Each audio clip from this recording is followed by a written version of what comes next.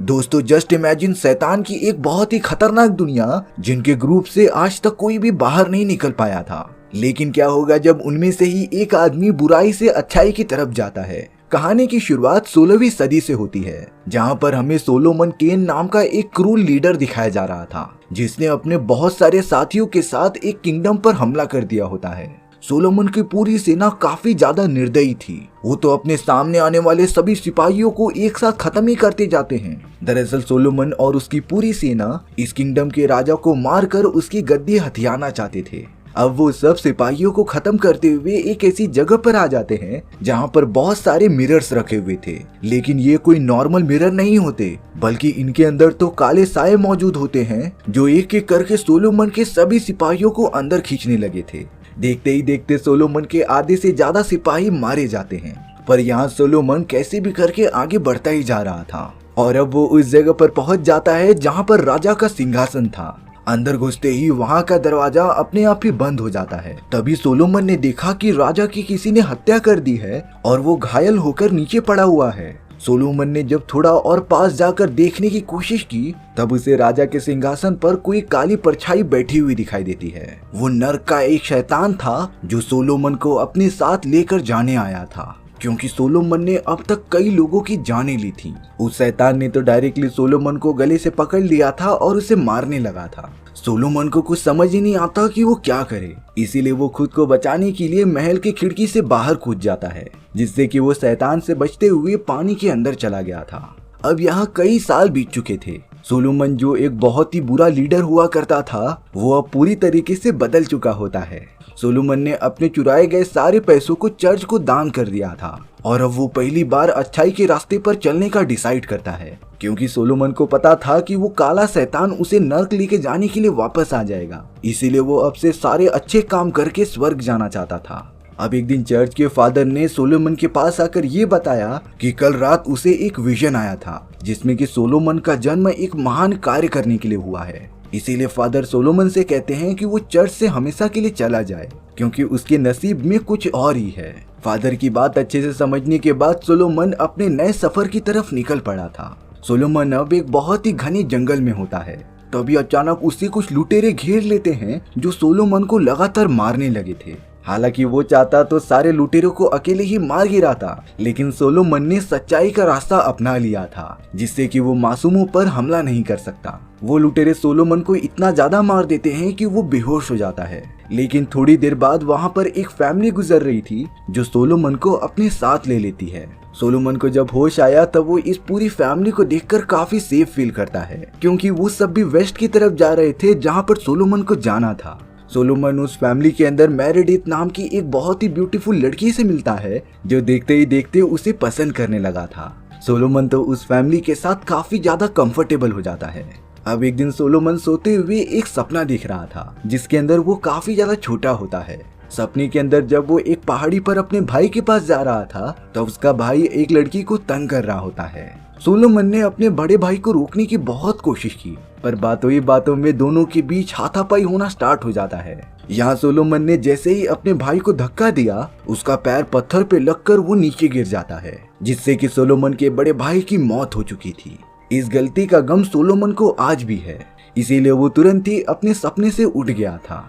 अब यहाँ सोलोमन ने डिसाइड किया कि वो इसी फैमिली के साथ अपना सफर तय करेगा। देखते ही देखते वो फैमिली के सभी मेंबर्स से काफी ज्यादा क्लोज आ जाता है, खास करके मेरेडिथ के साथ। सोलोमन ने तो बड़ी ईमानदारी दिखाते हुए मेरेडिथ के फादर को सारी सच्चाई बता दी थी कि कैसे उसने पास्ट में बहुत ही बुरे काम किए हैं, लेकिन वो अब अच्छाई के रास्ते पर चलना चाहता है। मेरेडिथ के फादर भी सोलोमन से काफी ज्यादा इम्प्रेस हो जाते हैं और अब वो सब मिलकर अपना सफर वेस्ट की तरफ तय करने लगे थे।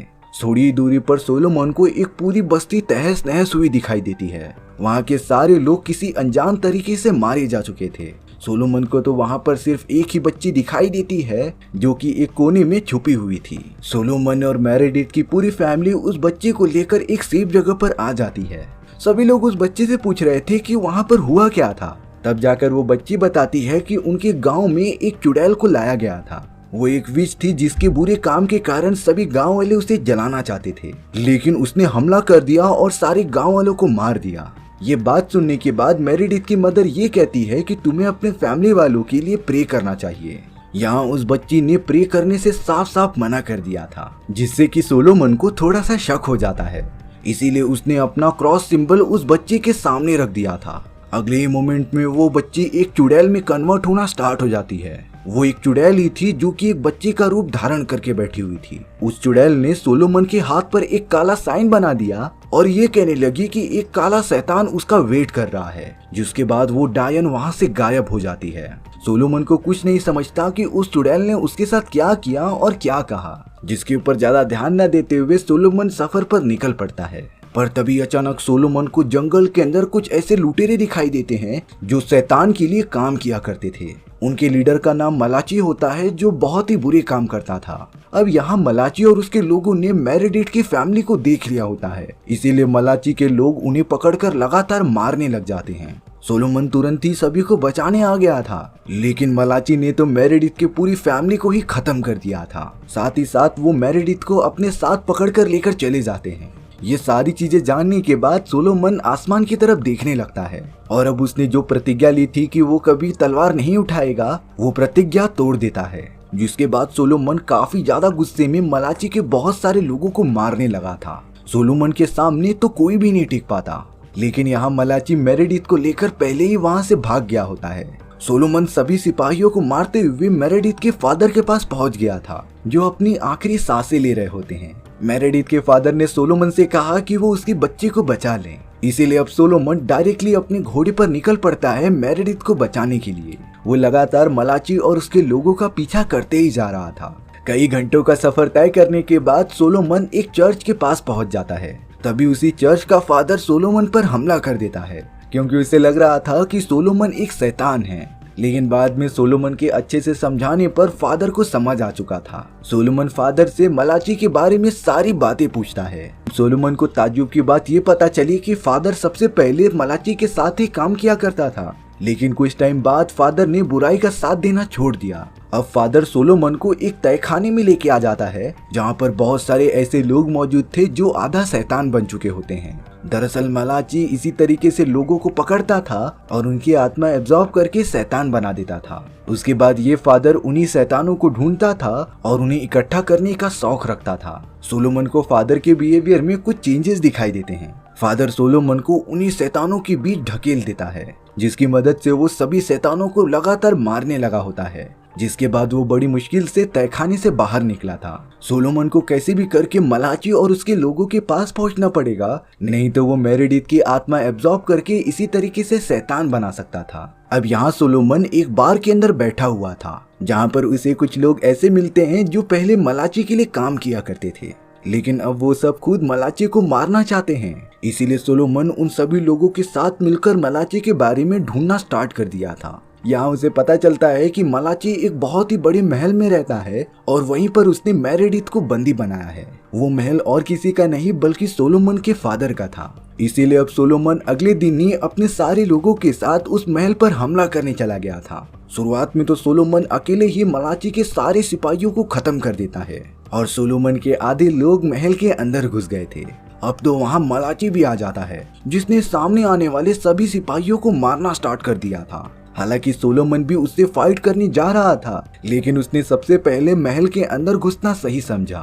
सोलोमन तो लगातार मेरिडिथ को ढूंढता जा रहा था, क्योंकि वहाँ पर बहुत सारे ऐसे कैदी मौजूद थे जिन्हें की मलाची ने सालों से कैद करके रखा था। अब सोलोमन एक ऐसे बूढ़े आदमी के पास पहुंच जाता है, जिसका चेहरा देखने पर सोलोमन को ये पता चला कि ये तो उसके फादर हैं, यानी कि मलाची ही ने उन्हें यहाँ पर कैद किया है। सोलोमन अपने फादर से माफी मांगता है कि उसने अपने बड़े भाई की जान ले ली, लेकिन उसके फादर ये कह रहे थे कि तुम्हारा भाई मरा ही नहीं था। दरअसल जब बचपन में सोलोमन ने अपने भाई को पहाड़ पे से ढकेल दिया था, तब उसका भाई जिंदा होता है, लेकिन उसकी हालत और चेहरा पूरी तरीके से बिगड़ गया था। सोलोमन के फादर ने उसके इलाज कराने की बहुत ज्यादा कोशिश की थी, लेकिन कोई भी तरीका काम ही नहीं कर रहा था। पर एक दिन उसके घायल भाई को एक शैतानी आत्मा मिली, जिसने कि उसे बहुत सारी शक्तियां प्रोवाइड कर दी थी, और तब से ही उसका भाई बुराई के रास्ते पर चलने लगा। जिसका मतलब ये होता है कि मलाची और कोई नहीं बल्कि सोलोमन का बड़ा भाई है, और वो बुरी आत्मा वही थी जो सोलोमन को कहानी की शुरुआत में मिली थी। सोलोमन के फादर ये कह रहे थे कि अगर तुम्हें उस आत्मा को मारना है तो इससे पहले तुम्हें मुझे मुक्त करना पड़ेगा, क्योंकि सोलोमन के फादर कई साल से यहाँ पर कैद थे और वो कैसे भी करके अपनी जान देना चाहते थे। सोलोमन को तो मजबूरन अपने फादर को मारना ही पड़ता है, जिसके बाद वो मेरेडिथ को ढूंढते हुए एक जगह पर आ गया था। पर अब वहाँ मलाची आ गया था जो सोलोमन पर हमला करने लग जाता है। दोनों के बीच एक घमासान लड़ाई चालू हो गई थी। सोलोमन मलाची को समझा रहा था कि वो उसका बड़ा भाई है और उन्हें लड़ाई बिल्कुल नहीं करनी चाहिए, लेकिन मलाची एकदम आउट ऑफ कंट्रोल होकर सोलोमन पर हमला करते ही जा रहा था। उस जगह पर तो वो काला साया भी मौजूद था जो सोलोमन की आत्मा को एब्जॉर्ब करना चाहता था। अब यहाँ सोलोमन के बहुत ज्यादा समझाने के बाद भी मलाची उसकी बात नहीं मानता, इसीलिए एंड में सोलोमन को अपने बड़े भाई मलाची को मारना ही पड़ता है। पर अब वो काला साया अपने इंसानी रूप में आ गया था, जो सोलोमन के सामने एक बहुत ही बड़ी मिरर को ओपन कर देता है। और अब अगले ही मोमेंट में उस मिरर के अंदर से एक बहुत ही बड़ा दैत्य बाहर निकल गया था, जो कि सोलोमन की आत्मा को एब्जॉर्ब करना चाहता है। उस दैत्य का साइज तो एक पहाड़ जितना था, जो अब लगातार सोलोमन को मारने के लिए उसके ऊपर हमला करते रहता है। वहीं दूसरी तरफ उसी काले साये ने मेरेडिथ को पकड़ लिया था, जो शैतान के सामने उसकी बलि चढ़ाने वाला होता है। सोलोमन तो कैसे भी करके खुद को बचा रहा था उस दैत्य के हमले से, लेकिन अब वो काले साये से ये कहता है कि तुम मेरेडिथ को छोड़ दो और मेरी आत्मा लेकर चले जाओ। काला साया सोलोमन से क्वेश्चन पूछ रहा था कि आखिर तुम एक नॉर्मल लड़की के लिए खुद को कुर्बान क्यों कर रहे हो। तब जाकर सोलोमन ने ये बताया कि उसने मेरेडिथ के फादर से प्रॉमिस किया था कि वो उसे बचाएगा।